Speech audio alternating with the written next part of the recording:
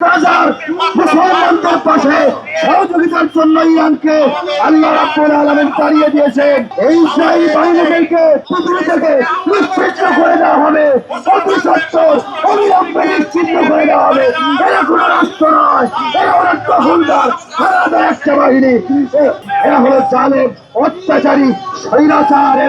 এদেরকে পৃথিবী থেকে নিশ্চিহ্ন করতে হবে। তাদেরকে পিছনে থেকে যাও পৃষ্ঠপোষকতা করছে মার্কিন যুক্তরাষ্ট্র। সুতরাং আমেরিকাকে আমরা সাবধান করতে চাই, তোমরা ইসরায়েলের পিছন থেকে সরে যাও। চ্যালেঞ্জ করে বলছি, ইরান সব মুসলিম এবং তাদের যে সহযোগী আছে ঐক্যবদ্ধ হামলার মধ্য দিয়ে ওই ইসরায়েলকে এক সপ্তাহের মধ্যে নিজেরাম মুছে ফেলবে। দীর্ঘদিন ধরে ফিলিস্তিনের উপরে হামলা চালিয়ে আসছে, বহুদিনই ফল পাচ্ছে। এর পাশাপাশি এক সপ্তাহ আগে আক্রমণ করেছে, উদ্দেশ্য ইরানের পারমাণবিক চুল্লিকে ধ্বংস করে দেওয়া। আলহামদুলিল্লাহ ইরান সাহস করে প্রতিবাদ করেছে, পাল্ট আক্রমণ চালিয়েছে। এবং ইসরায়েল ইতিহাসে যা ঘটনা এটা ঘটেছে, আজকে তেল আবিব বিভিন্ন এলাকাতে আজকে ভয় পড়ছে, তারা বুঝতে পারছে আমার শাস্তি কতটুকু হয়। সাথে সাথে আমরা বলতে চাই, মুসলিম বিশ্বের শাসকরা এগুলো চুপ করে আছে। সোচ্চার হন, ঐক্যবদ্ধতার মোকাবেলা করুন। যদি ইসরায়েলকে আক্রমণকে প্রতিহত করা না যায়, তাহলে আপনারা আরব বিশ্বের কেউ থাকতে পারবেন না।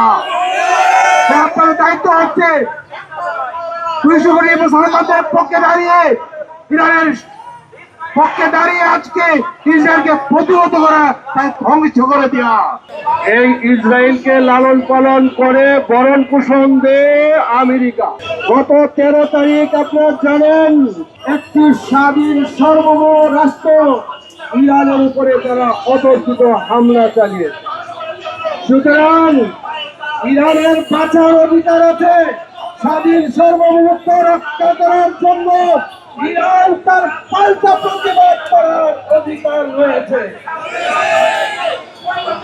মধ্যপ্রাচ্য সহ সকল মুসলিম দেশগুলোকে বলতে চাই, ইরানের সার্বভৌমত্বের পক্ষে আপনাদেরকে যদি না দাঁড়ান, আপনাদের সার্বভৌমত্ব থাকবে না।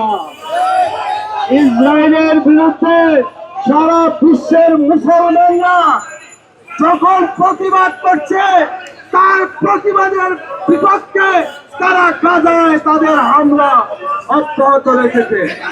সুতরাং আমরা আজকের এই সংক্ষিপ্ত সমাবেশে বলতে চাই, ইসরায়েল যদি তার হামলা বন্ধ না করে, তাহলে মুসলিম বিশ্ব তার বিরুদ্ধে লড়তে বাধ্য হবে।